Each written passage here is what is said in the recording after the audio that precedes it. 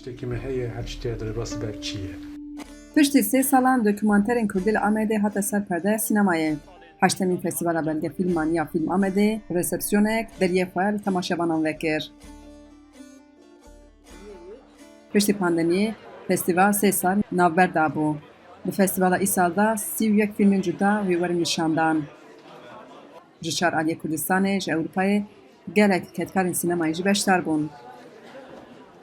Di axaftinên xêrhatinê de hate destnîşankirin Fîlm Amed bi sekna xwe tekoşîneka mezin dide li hember tunekirina bîra civakî. Divê pênc roja de deriyê Fîlm Amedê wek deriyê welêt vekiriye em ê rewşa welêt pir baş tê bibînin. Ji ber ku belgefîlm heriya xwe dide civakê û çi dixwaze wan belge dike, wan qeyd dike û dixe dîla civakê.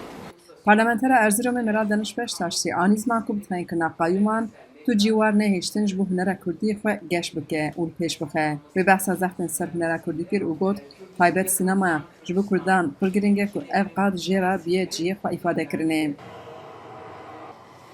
Ji başûr, Rojava û ji Rojhilat mêvanên sînemayê hebûn ku ji Rojhilat zanyar ser sînemaya Kurdî hizr û nêrînên xwe wiha parve kir.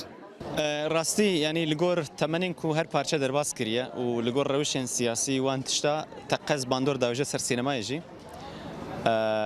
جبون اوه ام دکارن بیجن یعنی لگور بر همین کوچه بونه لگور خباتین کو هاتنه مشاندن هر پارچه بخو دیرو که هيا هل بد ام بخوان پارچه ناقص پارچه نکن ل راستی جی پشکا روشلات و باکور هر تم جدایه باش بونه بتایبت روشلات يعني عمليات نشانوي ويجي باشتره شخوا بهبون اوي از باورم او درفد الرشلات زياده ترتشي بويا كون بيجن سينما خو بيش بخه و برهمن شي ترتشي بك علاقه مزم ji filman re heye.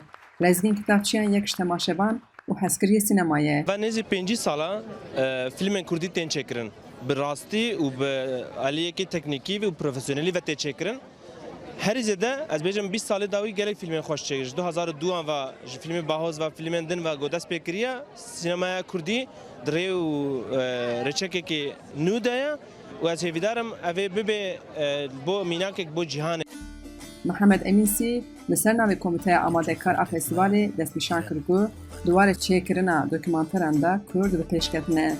Em di kelecanek mezin dane ji ber ku sê sal me navber da û mîhrîcana xwe ji ber ku derfetên me têrine dikirin ku em mîhrîcanê dar bixin lê me got çi dibe bila bibe derfet kêm bin jî salon biçûk bin jî em ê mîhrîcana xwe bidarxin her sî belgefîlm ji bi rastî ji roja Fîlm Amed ya ewl heta nû em dibînin pir pêş veçûye Kurdan aliyê keşana belgefîlm da pir pêş veçûne û gelek cûr be cûr belgefîlm hatin.